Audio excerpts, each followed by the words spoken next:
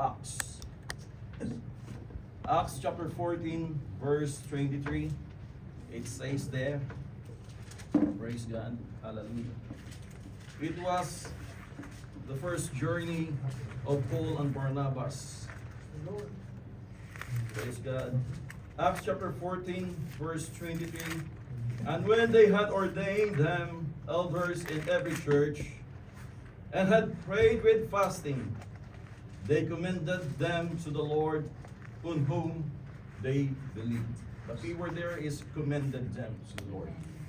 Praise God. Hallelujah. And then let's go to the second journey of Paul meeting Timothy in Acts chapter 16, and verse 1 to 3. Hallelujah. Acts chapter 16, verse 1 to 3, he said, Then came he to Derbe and Lystra, this is our place, these are the place, and behold, a certain disciple was there, named Timotheus, the son of a certain woman which was Jewish, and believed that his father was a Greek. Verse 2, which was well reported of by the brethren that were at Lystra and Iconium. Him would Paul have go forth with him, and took and circumcised him because of the Jews which were in those quarters, for they knew all that his father was a Greek. Hallelujah. Let's clap our hands to the Lord God. Praise God. Hallelujah. Let us worship the Lord God. Hallelujah. For the reading and the review of the word of the Lord Jesus Christ. As I may request, hallelujah, the prayer of Pastor Lito. Lord In the name of Jesus, Jesus. hallelujah, as we pray and as we read, Lord, hallelujah, your message in the scriptures. Yes, Lord. Bless it, Lord, hallelujah, and your servant, Lord, to be a channel of blessing of this Thank you, message to Jesus. us, hallelujah, and you may open our hearts, Lord, Yes, hallelujah, Lord. to hear this message today for us, and bless our hearts, Lord, with this, to strengthen us, to encourage us, Lord, by your words, Yes, and Lord. the rest of the time that we are sitting and listening to what your purpose is within us. In Jesus' name we are returning all the glory, power, and might. Amen and amen. Clap our hands to the Lord. Before you sit, I will give a title, Preparing Today for Tomorrow. Hallelujah. Talk to your beside you, say, let's prepare for tomorrow. Let's prepare for tomorrow. Praise God. Hallelujah. You may take your seat for a moment. I'm not gonna stay longer. Praise God. Praise God. Hallelujah. Praise the Lord. So welcome again to our visitors. Hope you understand well our diction here. Hallelujah. How's our communication to you? You understand well? Oh, praise God. Oh, hallelujah. So as we read, here it comes to go, no? It's gonna be not that difficult for me to speak English. Okay? But we're used to it. Hallelujah, we're live. And Acts chapter 14, verse 23, it says there, it was the statement came, hallelujah, written by Luke, describing how Barnabas and Paul do the first journey. And what they did, hallelujah, is that this is the chapter wherein Paul was stoned to death. This was the place wherein he was stoned by his fellow men. Stoned, not by words, but by a literal stone. Have you been stoned to death? No? But have you been stoned with words? Amen. Many times. What is much hurtful? Is it the stone literally or it's the words? Words. Why? Hallelujah. And it's the reason why Paul and Barnabas didn't leave the place. Instead of leaving the place, they continued to go again and again. It was their first place that they go through with this place in Lystra, but in the second time when Paul encountered the death, hallelujah, he was stoned to death just for a moment. He was surrounded by brethren and prayed for him, and he was revived. And it was that moment, hallelujah, instead of leaving the place, Praise the Lord. Paul continued to encourage Barnabas, let's go. Continue to the place where we've been stoned. Preparing today for tomorrow. What will happen to those situations, to those strategies and those decisions when they back out? Hallelujah. You see what happened? stoned, but you continue to go to that place and you ordain those people. That place. Hallelujah. The place wherein those people stoned them. It's not the same people, hallelujah. Because there's a lot of people inside also. There's a combination. The Jews and the Gentiles in the place. It was his fellow men who just stoned. Because they could not accept the fact that Paul are throwing words that convict their heart. We don't want like that. Amen? Hallelujah. We don't want like that because there's no Holy Spirit convicting you. But when the Holy Spirit, you feel it. That word is speaking to you. You will have to accept it. Amen. Hallelujah. What do you see? And when they had ordained them elders of the church, in every church, and had prayed with fasting, those place was the historic place for Paul experience. What he did, he prayed and fast for the place. He ordained those leaders, those elders there. Hallelujah. They commended them to the Lord.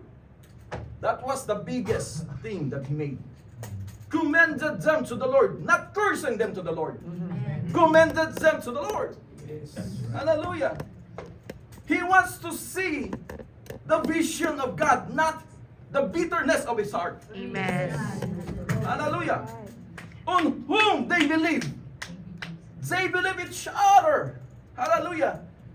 Oh, praise God. I feel the presence of the Lord. Hallelujah. Let's go for our hands to the Lord.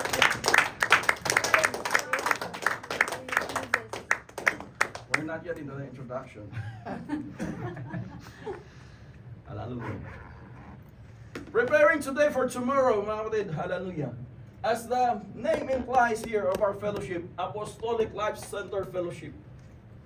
What is Apostolic Life? What is Center Fellowship? Hallelujah. The name itself reflects those people who are inside here. Yes. Apostolic life. If there's a reason for you, if there's a story you want to share to your family and loved one, it is the life of the apostles. Amen. Not the life of those some the bad Amen. people that bless. It is the life of the apostles. It must be teach and taught properly. Amen? Hallelujah. Because this is the center of our fellowship. This is gonna be our bonding. Because the life of the apostles, we want to study their life because it is the main ingredients why they were the center of the fellowship of those early church. Hallelujah. That's the reason why I want to encourage you today. We must continue to study the life of the apostles. We must continue to apply the life of the apostles. Amen. Because those apostles were the one disciples by Jesus Christ. They were the one who applied the teaching of Jesus Christ in their life. Hallelujah. Somebody says we cannot accept the fact that Jesus Christ teaching parable. It's hard to understand. But here comes the disciples.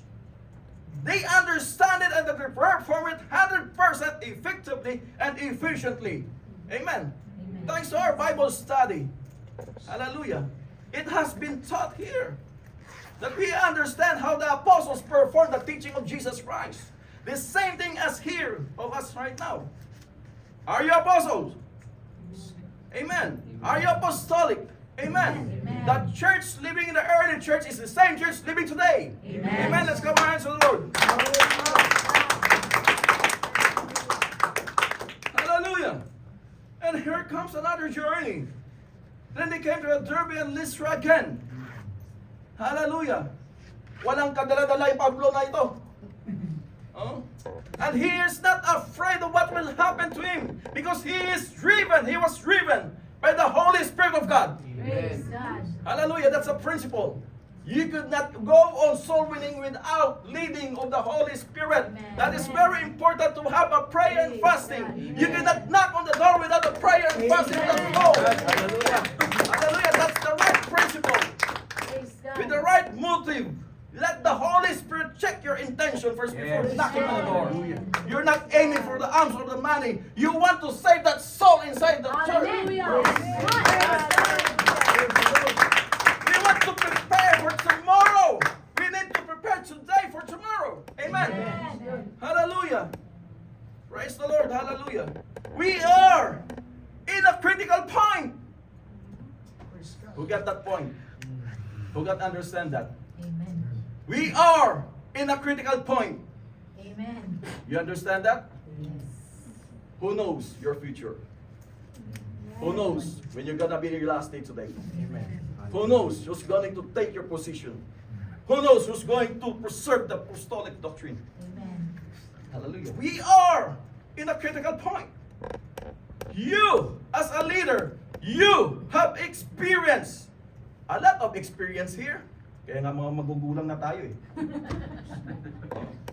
Praise God. With those experience, we became much more like perfect. Amen? Hallelujah. Hallelujah. Take note. In the early church, they experienced a dynamic growth. Amen. Hallelujah. It's from 12 disciples, hallelujah, gathered into 120.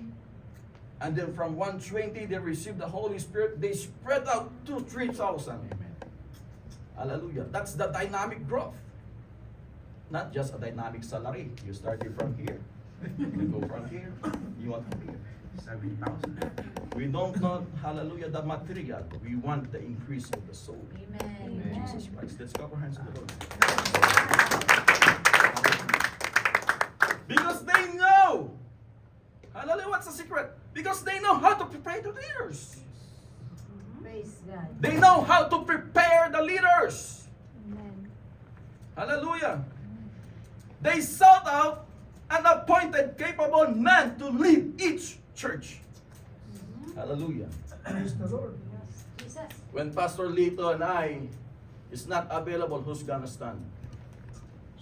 Preparing today for tomorrow. Amen. Amen. Hallelujah. That's the reason why we are at a critical point. Nobody knows the future. Nobody knows when your last time, when it's gonna be your last time.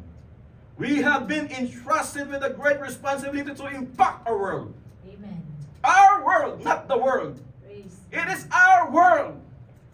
When you're just going to skip on silent, your world is silent. Amen. But when you continue to feel the presence of the Lord, your world is getting hotter and hotter. You're not contented and satisfied with what we are doing.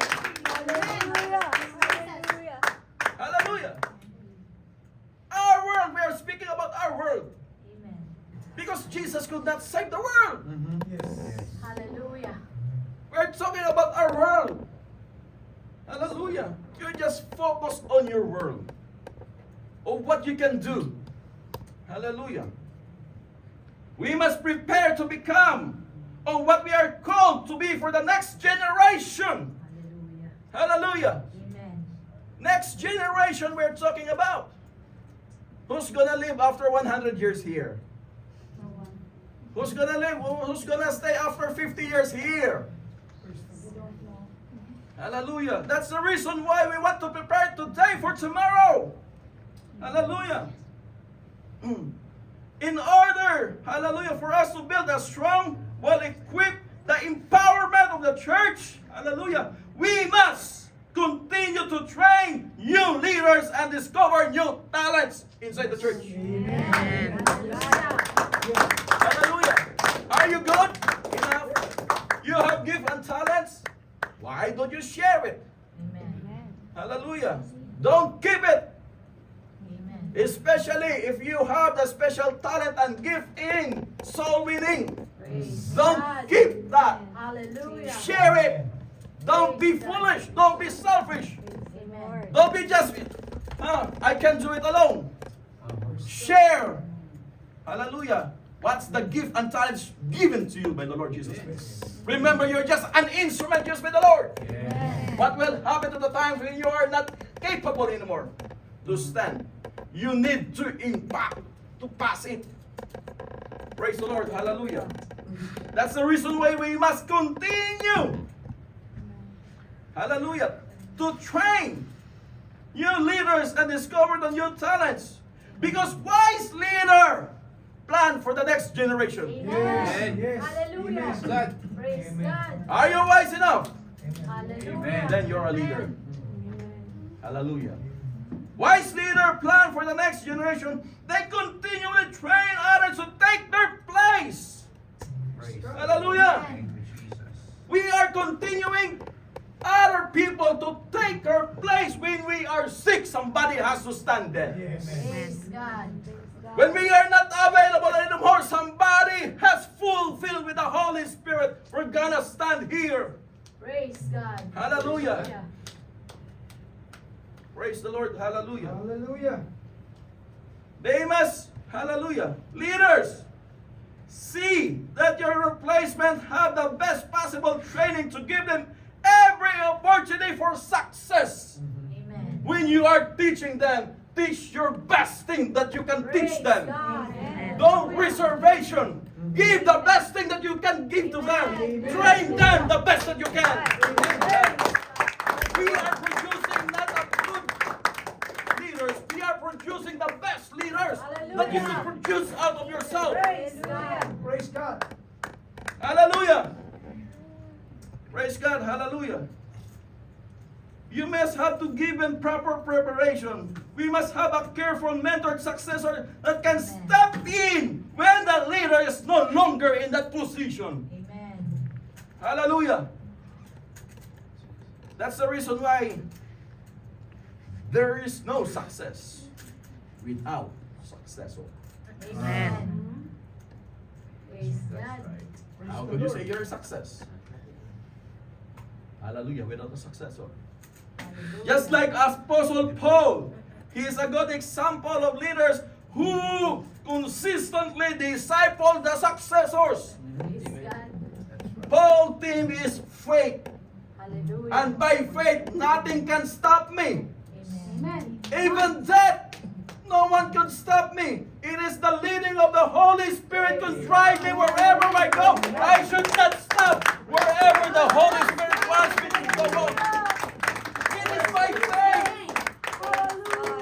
Hallelujah. Hallelujah. Amen. Praise God. Hallelujah. Paul is a good leader. Consistently disciple the successor. Consistently it's not easy. You have to continue to check them. It's not a one-day Yes, checking. Lord. It is a consistent everyday praying and fasting for them.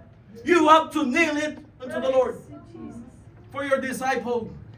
It is not enough to teach them. It is good for you to pray and fast for your successor. Hallelujah.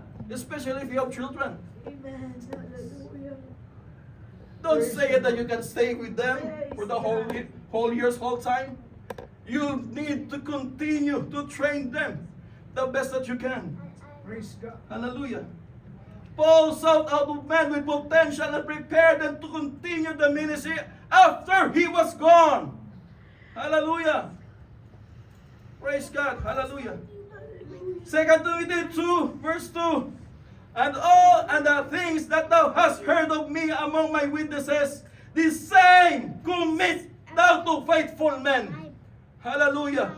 You heard among me witnesses the same commitment that he has passed to those men. Praise Hallelujah. God. Hallelujah. Faithful men who shall be able to teach others also. Hallelujah. Praise the Lord. Hallelujah.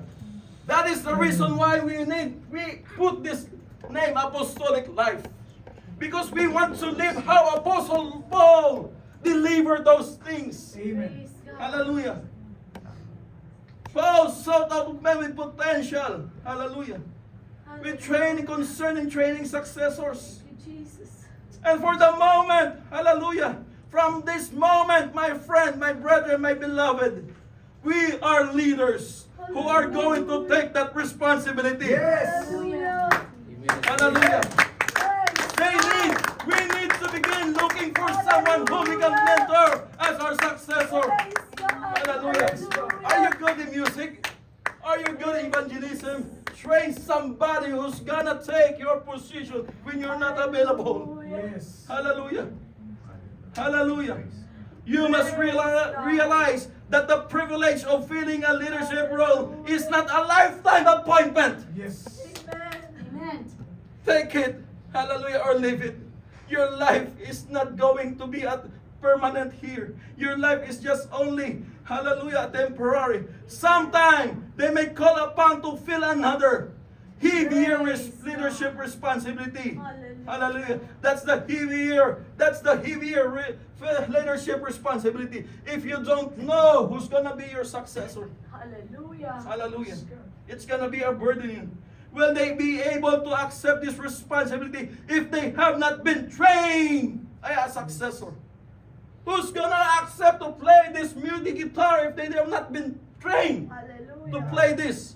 Who's Praise gonna be God. keep on preaching it if they don't have been trained to teach how to do the Bibles? Hallelujah. Praise God. Hallelujah. Hallelujah. Hallelujah. Hallelujah. Our lifetime, hallelujah. Our leadership role is not a Praise lifetime Jesus. appointment. Amen. Hallelujah. At other times, leaders reach the age of retirement and simply a stage when they have done all that they can do in that capacity. Hallelujah. As we all know, we are living, hallelujah, older. We are not living younger. Hallelujah. Leaders sometimes and oftentimes make mistakes. And they, hallelujah, I pray to the Lord Jesus Christ that this mistake will not be the one who's going to go on further on this place. Hallelujah, inside this church. They either stay too long or not long enough. Praise They God. either want to stay in that position longer, or there's somebody leaders who are gonna stay, hallelujah, for a fewer days only. Hallelujah. That's the mistake of the leaders. Hallelujah. Which one is the most often case that is happening right now? Hallelujah.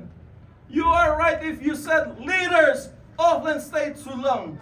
But wise leader will know when to step down Praise and move to the God. next Amen. level. Hallelujah. Hallelujah. Praise God. Hallelujah. Hallelujah. Thank you, Lord. This would be difficult if they had not been involved in training the next generation of leaders. Amen. Amen. Hallelujah.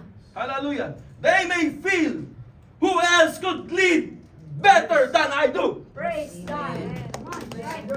Hallelujah. Come on, preach. Nobody who's good enough than me. That's the reason why I could not train somebody. Hallelujah. Don't be like that. Praise the Lord. Hallelujah. Praise God. Hallelujah. This will be a difficult. And this type of thinking is not a progressive and does not encourage or develop strong leadership. Hallelujah. It does not develop strong leadership and church growth. There's no church growth in that thinking. Amen. Hallelujah. Or expansion. You know what? Humility Amen. is the key in the successful leadership. Yes. Praise Amen. God. Praise the Lord. Hallelujah. Hallelujah. As Paul said, I have planted, Apollos watered, but God gave the increase. Amen. Amen. So then neither is he that planted anything, neither that he watered, but God giveth the increase. Amen. Hallelujah. Now he that planted and he watered after one, hallelujah, are just only one. Those who planted and watered are just only one. Hallelujah. Take note of that. Praise the Lord. Hallelujah. And every man, those who planted and watered, shall receive his own reward according to his own labor. Yes. Hallelujah. Lord. Amen. Yes. Praise God. Hallelujah. For we are laborers together with God. Amen. Amen. And that's the reason why we are God husbandry. Kasama natin ang Panginoon. We are God's building. Amen. Kasama tayo sa materyales ng Panginoon. We are just a building used by the Lord Jesus Christ. Humility is the key. Hallelujah. Amen. Hallelujah. Leaders who stay too long do much more damage. Leaders who stayed so long do much more damage than those who didn't stay long enough. See? Hallelujah. Why? Because some of the reasons leaders are afraid to let go. You know why? Hallelujah. Some of the leaders are afraid to let go because of the job security. Hallelujah. What I am going to do next. Hallelujah. Some leaders are afraid to let go because of the resistance to change. They don't want to accept the change. Amen. Where I am comfortable, I want to stay here. Hallelujah. Why the leaders are afraid to let go? It is because of the self-worth. My job is my whole life. Hallelujah. To change position will cause me to lose my identity. Hallelujah. Why is the leaders are afraid to let go? Because of he is lacking of self-confidence in that successor. Hallelujah. He lack of confidence in the successor. He can do the job as well as I can. Hallelujah. Praise God. I know who's coming to your mind. I rebuke that in Jesus' name. You have to focus on yourself. Hallelujah. This message is intended for you, not for those person who's outside the church. Amen. Hallelujah. See it and accept it. You know the story? Hallelujah. There's one pastor who want to deliver the right message to his member, to the one member, but he could not he could not say it. Instead, he used the pulpit to share the message. And after the preaching, the members stand up and appreciate the pastor and said, "Pastor, your sermon is so nice. It is good for them."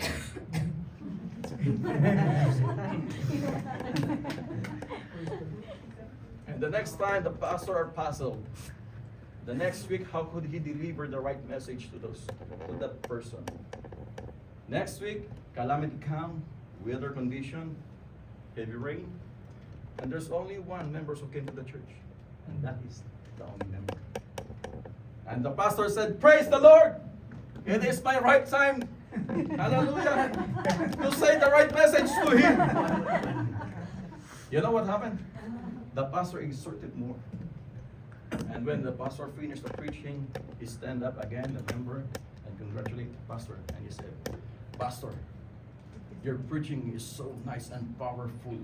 Hallelujah. It's just a waste that they are not here."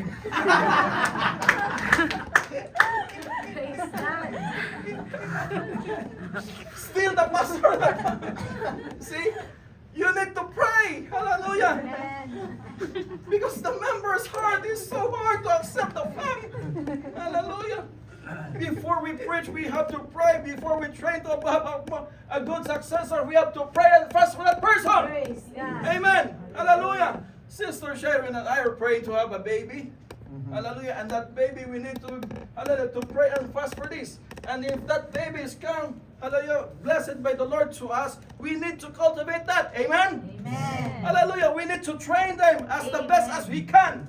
Amen. Hallelujah. You have to double his talent or her talent as yours. Amen. Wherein he is capable of Praise standing God. wherein your talents and hallelujah, Hallelujah. abilities are showing in him. Yes. Amen. Amen. We are mirroring ourselves to that successor we have. Yes. Amen. The best of what we can. Hallelujah. Especially if you have the skills and talents in evangelism. Amen. Come on. Hallelujah. When your skills of delivering that that's the move of Brother Bernie. When your skills of approaching that, that's the move. Remember that move. Right? Hallelujah. We are sharing here. Praise the Lord God. Hallelujah. Praise the Lord. Why? The leaders are afraid to let go. Hallelujah. Job security, resistance to change, self-worth, lack of confidence in the successor. And the next is the fear of retirement. Hallelujah. What will I do now? I will be useless. Hallelujah. Next, with a loss of investment. I have invested a lot into this position and organization. I am receiving a lot of benefits here. That's the reason why I'm afraid to let go. Hallelujah. That's the reason why you have to love your work, not your company. Amen. Amen. Hallelujah. That's the reason why it's hard for us to pastor here. Hallelujah. It is according to the will of the Lord. We sometimes, hallelujah, we have a lot of leaders, pastors who are already preaching here for almost 25 years, for almost 15 years, and then all of a sudden the calling of the Lord will transfer them to another place. If you are afraid of the change, what we gotta do? We are living according to the will of the Lord Jesus Christ. Hallelujah. Hallelujah. What else? The leaders are afraid to let go because of the love for the people and the job. See? I love you guys. I love you. Hallelujah. Love for the people and the job. I love these people. But remember, God loves them too Amen. and will do what is best. Hallelujah. Amen? Amen. Hallelujah. Praise God. The wasted of gift and talents in the kingdom of God is quite surprising. Amen? Amen. Hallelujah. 20 years from now, you have a lot of products. Yes. Oh, praise God. Hallelujah. Some older ministers do not have any idea of what to do with the younger leaders. Hallelujah. The older leaders sometimes feel threatened. Hallelujah. The younger leaders may feel frustrated and overlooked. We ignore them. We have a lot of capabilities of young people here. Amen. Amen. They should be used. Amen. Hallelujah. Praise God. Many of the people that we develop may be older than we are. Amen. Amen. Hallelujah. And that's sometimes a hindrance. Amen. Amen. You are a manager and you have the employee older than you. Hallelujah. Oh, that's a challenge. Amen. Praise God. Hallelujah. The older leaders sometimes feel threatened because, hallelujah. Oh, as a result, the young leaders may divide the church and begin to lead through manipulation. And that is such a picture. Hallelujah. We are not suggesting we should only train young leaders. Hallelujah. Many of the people that we develop may be older than we are. Age is not a significant thing inside the church. Amen. Amen. Amen. Hallelujah. But preparing the next generation of leaders, Amen. regardless of your age. Yes. Hallelujah. It is the maturity of the Spirit. Hallelujah. Hallelujah. Kaya huwag tayong mahiya kapag tinuturuan natin matanda. Amen. Ano? Kayo din mga matanda, huwag kayong mahiya kung tinuturuan yung mga bata. Amen. Lalo na yung mga magugulang. Amen. Huwag kayong mahiya. Rebuke them. Kung hindi kaya, rebuke them in Jesus' name. Hallelujah. Oh, praise God. Hallelujah. Huwag daw mahiya pag Age is nire-review not a yung significant matanda. thing inside the church, but preparing the next generation of leader is. There are many churches which pour, hallelujah, cold water in these fellow young leaders, wherein they are hot, getting hotter, hallelujah, energized in their ministry. But what the leaders are doing, he is pouring out cold water into the hot waters. Oh, ano yung nangyayari? Oh, praise God, hallelujah. And this is what we're not gonna do inside the church. Amen. Hallelujah. Anytime a person shows initiative, they Yes. knock the effort. They knock Hallelujah. down the effort. Hallelujah. Oh, ano yan? Hindi yan dito. Doon yun sa kabila. That's initiative. Oh, but you are knocking down it. Hallelujah. And the person retreats back. True life will always break out in new initiatives. Amen. Amen. Kapag merong nag-i-initiative, mga kapatid, we have to welcome it. Amen. Yes. Amen. Don't ignore it, appreciate it. Yes. Praise God. Hallelujah. Oh God, hallelujah. And many people that we develop, hallelujah. Praise the Lord Jesus Christ. Hallelujah. The only place where there is no initiative, you know what? It is in the cemetery. Wala nang initiative doon. Kasi lahat ng tao doon patay. Wala kang iniasahan doon. Amen. Natatayo na mag-initiate. Because they are dead already. But inside the church, there's a young leaders who's going to perform initiative. Amen. We have to appreciate them. In Jesus' name. Amen. Amen. Hallelujah. Let's clap our hands to the Lord. We should not make our churches function like cemeteries. Yes. Amen. Hallelujah. Just like David. You know David, he was a tremendous leader. Amen. Amen. Hallelujah. Why? When he was old, you know what happened? He prayed to the Lord. He said it to the Psalm 71, 17, 18. Oh God, thou hast taught me from my youth, and hitherto have I declared the wondrous work. Now also when I am old and gray-headed, oh God, hallelujah, forsake me not until I have shown thy strength unto this generation. Hallelujah. David is praying to the Lord that somebody has to step up. Hallelujah. Hallelujah. Oh, hallelujah. Hallelujah. To show thy strength unto this generation and thy power to everyone that is to come. Hallelujah. Like David, we must be willing to train the next generation. Amen. Hallelujah. And allow them to continue what has been started. Oh, you know what? This is the most happening to our spiritual. You know the spiritual giants? The spiritual giants, they are the pastors who are well known. Hallelujah. They have been doing the same thing for years without any promotion in the things of God. Hallelujah. And the reason is they have not been trained anyone to take their present position. Amen. Hallelujah. And God does not promote a man who has no replacement to occupy that present position. Amen. You got it? Yes. Amen. Hallelujah. You are hoping for a promotion, but no one's gonna take your place. Hallelujah. Our condition as a church is therefore a miserable. You got it? Hallelujah. How the church was miserable? Because no one is going up. Hallelujah. Yun ang nakakalungkot. Amen. Hallelujah. No one is going up. Those who are beneath are being suppressed. Amen. And those who are above are being overburdened. Praise God. That's right. Hallelujah. That's the reason why the church is in a state of crisis. Yes. Hallelujah. Wherein a generation of effective ministers can easily fade away. Amen. Amen. Hallelujah. A lot of great leaders. Hallelujah. Where are they now? Who's gonna next? Oh, praise God. That's the reason why church is in the miserable. Hallelujah. You have to give up to go up.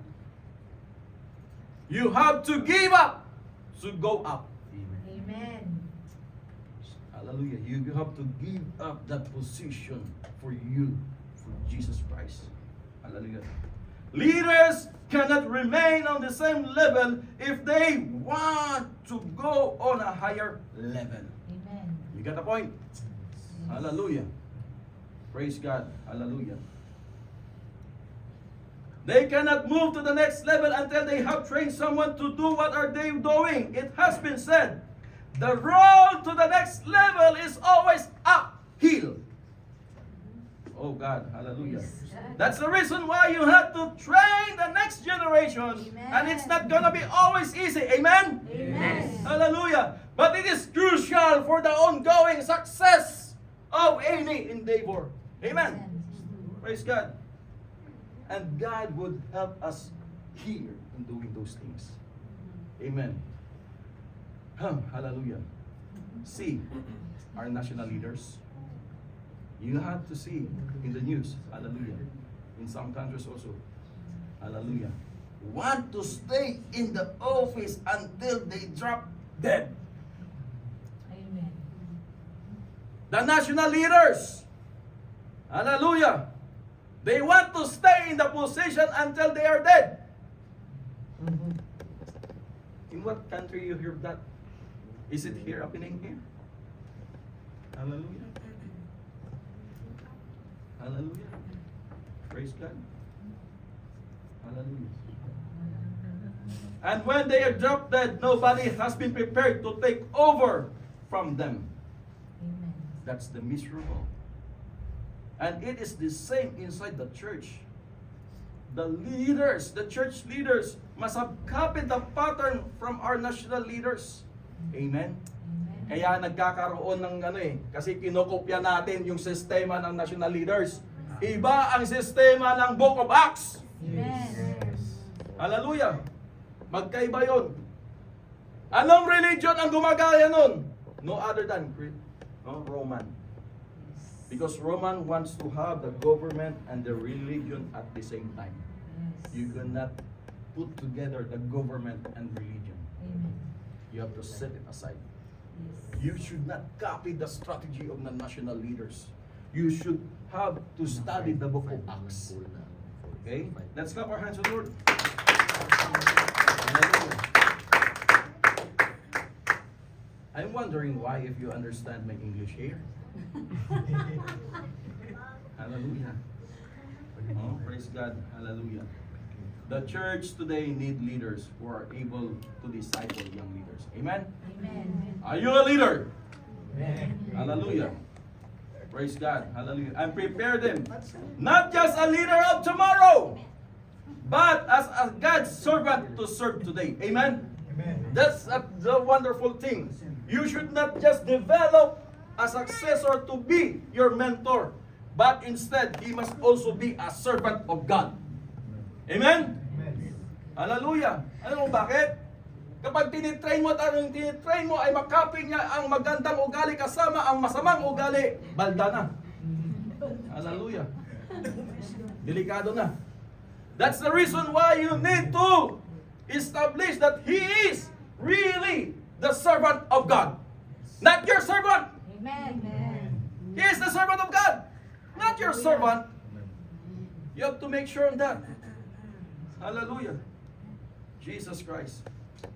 Let's clap our hands to the Lord. Hallelujah. I'm coming now to our conclusion. That's the reason why as leaders, we should acknowledge that the Lord has allowed us to feel a leadership role. Amen. Jesus Christ are using you to just feel the role. When it is feel, ibig sabihin, saglit ka lang din yan, aalisin yan. Amen. Hallelujah. He does not give us a responsibility in the kingdom of Jesus Christ to exalt or lift us. Amen? Hallelujah.